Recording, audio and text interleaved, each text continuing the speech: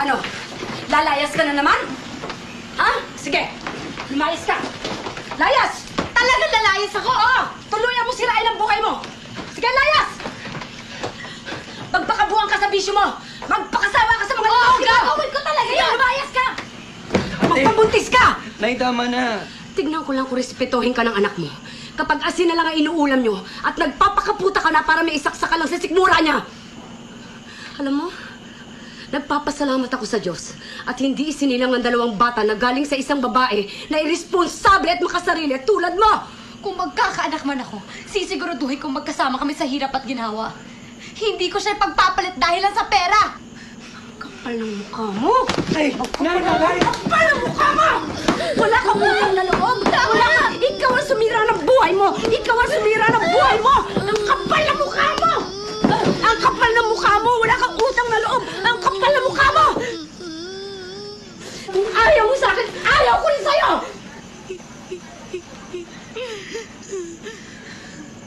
Sana hindi na lang ako naging ina mo. Sana hindi rin kita naging anak. Ngayon, kung iniisip mo hindi mo ko pinili bilang ina mo, sana maisip mo rin na hindi itong buhay na pinili ko para sa inyo mga anak ko. Kung iniisip mo na sana binalik kita sa tiyan ko, sana maisip mo rin na ilang beses kong ginusto na hindi na kayo pinanganak para hindi nyo maranasan ang hirap dito sa mundo.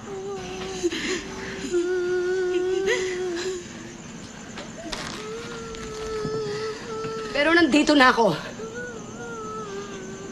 Andiyan kayo. Kahit nandito na ako sa manlupalop ng mundo, dito dala-dala ko.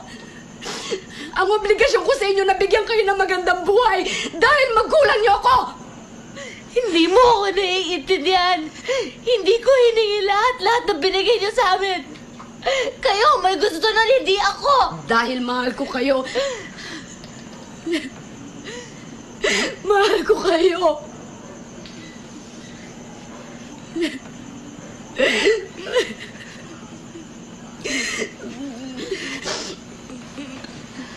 Ngayon, sabihin mo sa akin, sinasabi mong hindi kita naiintindihan?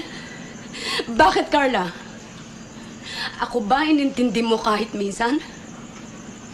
Hindi. Sarili mo lang iniintindi mo.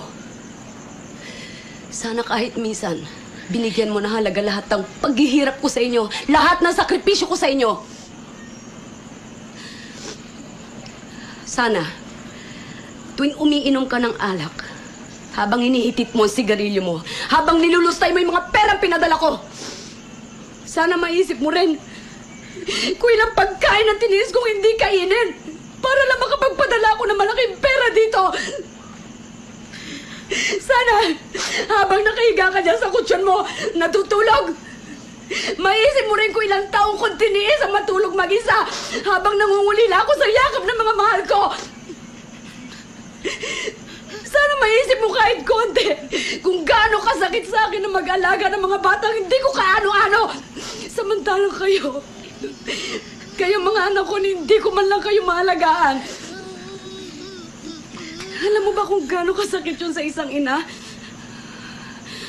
Alam mo ba kung gaano kasakit yun? Kung hindi mo ko kayang ituring bilang isang ina, respetuhin mo na lang ako bilang isang tao. Yun lang, Carla. Yun man lang.